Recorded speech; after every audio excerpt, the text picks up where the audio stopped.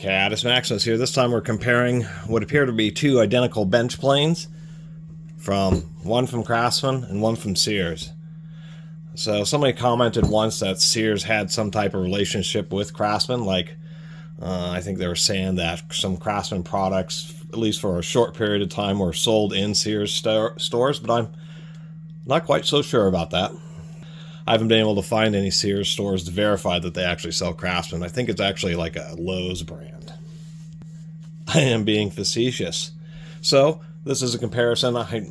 There are people, there's like this whole thing about hand manual planes and collections. I think I ran into some video from some YouTuber, had like a wall, probably had like 200 of these things.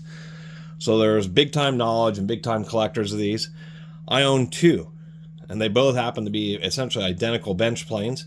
The difference between a block plane is a block plane tends to be shorter, and I have one somewhere, but I don't know, and it has like a little rounded knob that you push, you put into the cup or the center of your hand and push.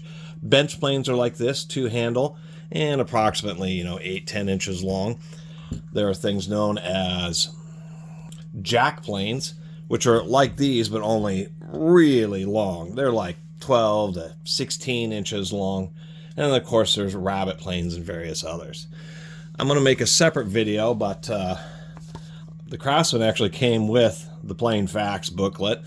Not easy to find. This booklet was printed in 1972, making this whole book 52 years old. And one thing, and the reason I'm going to make a separate video is this is just one of the best written manuals I've ever seen, including like origin of the plane, and then everything you need to know about adjusting it, putting it together, sharpening it, using it, techniques for grinding the blade, everything that you'd actually expect a proper tool should come with. And it's real sad we pulled away from that.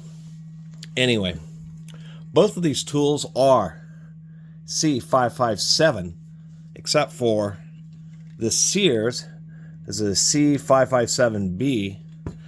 The Craftsman is a C557MP, and that may mean just professional. Now, I've had this Craftsman for a while, and then I just picked up this Sears. This Sears, as far as how it looks, the red and black painting with the black handles, is a pretty sick looking hand plane. I mean, most of these things are colored like this, but we'll give Sears credit for that. That is a pretty sweet looking hand tool. You just see that sitting somewhere with the red and black like that. Catches your eye. Really does.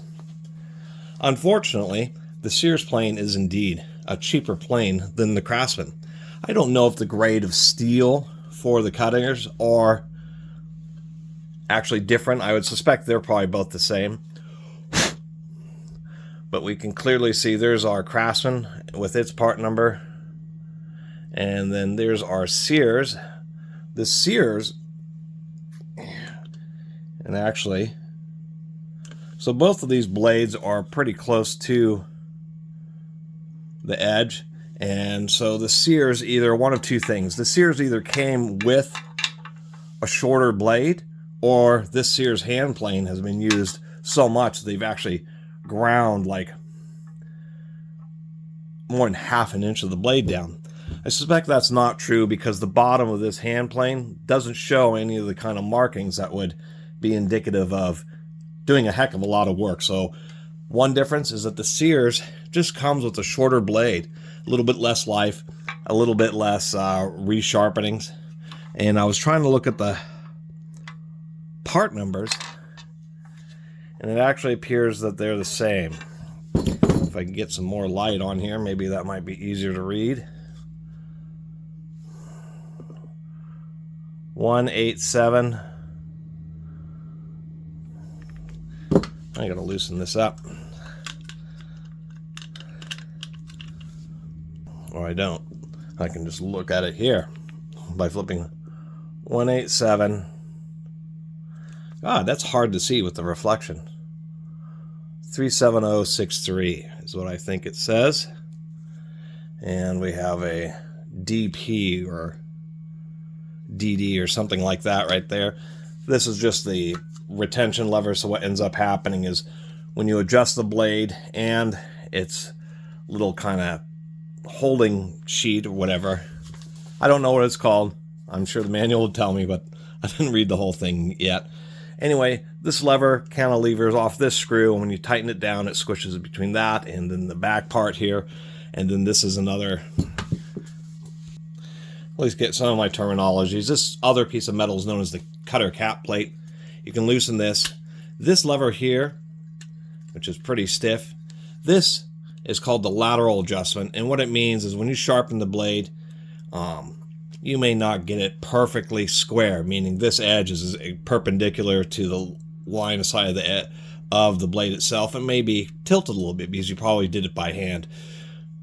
This is simply to compensate for that. It allows the blade to tilt back and forth so you can get the actual cutter edge exactly parallel with the bottom of the plane. This is just another adjustment. There's actually a little finger that's in there, so when you adjust it, it can via high precision move the blade up and down.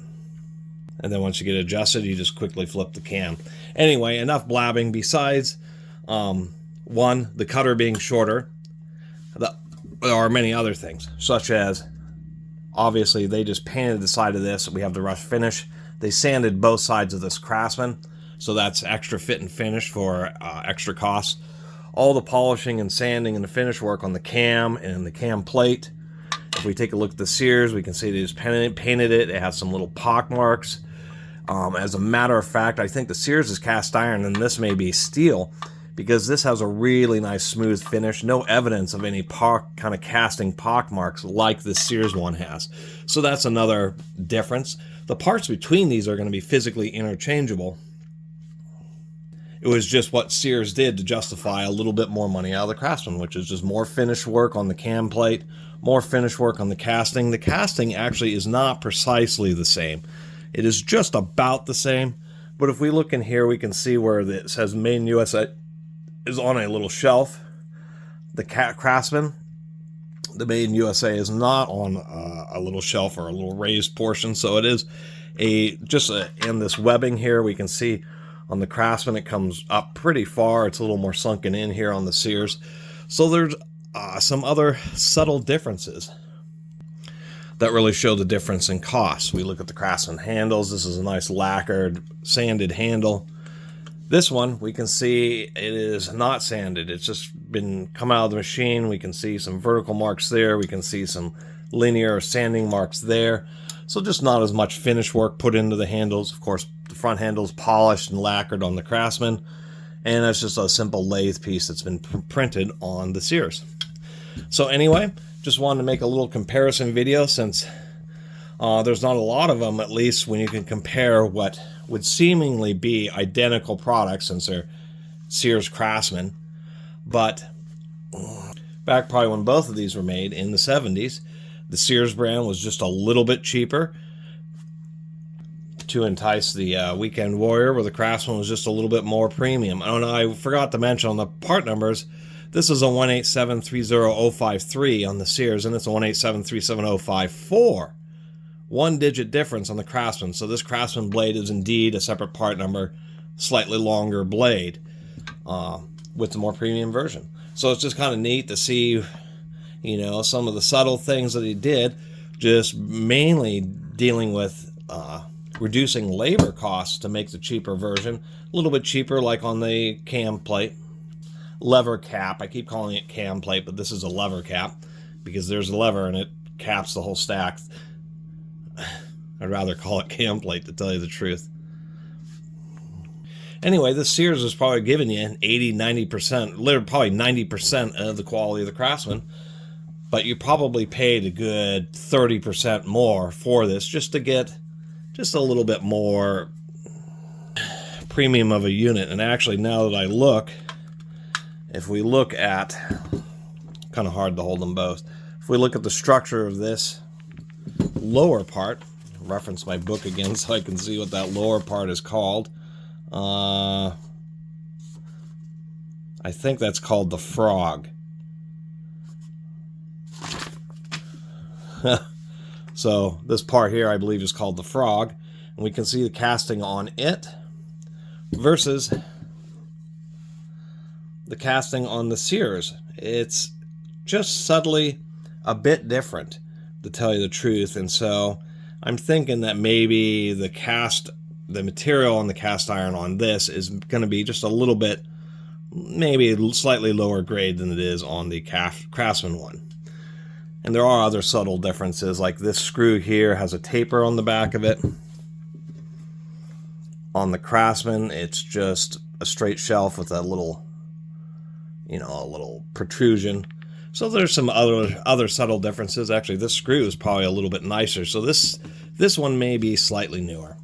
Anyway, I talked for 10 minutes about it and blabbed meaninglessly, but always think it's kind of cool to find things that you think would be absolutely identical, a Sears bench plane and a Craftsman bench plane, when really the Craftsman's the better unit.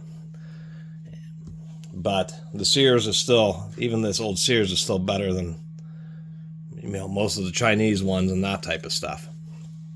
Anyway, thanks for watching.